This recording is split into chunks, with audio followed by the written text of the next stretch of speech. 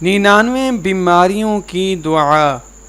رسول اللہ صلی اللہ علیہ وسلم نے ارشاد فرمایا، جو شخص یہ کلمات پڑھتا ہے، لا حول ولا قوة الا باللہ، لا حول ولا قوة الا باللہ، لا حول ولا قوة الا باللہ۔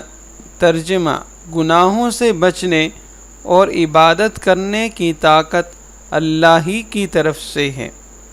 جو شخص یہ کلمات پڑھتا ہے، نبی کریم صلی اللہ علیہ وسلم نے فرمایا کہ یہ اس کے لیے 99 بیماریوں کی دوا ہے، جن میں سے سب سے ہلکی بیماری غم ہے۔ اللہ تعالی ہمیں اس تسبیح کو کثرت کے ساتھ پڑھنے کی توفیق عطا فرمائے۔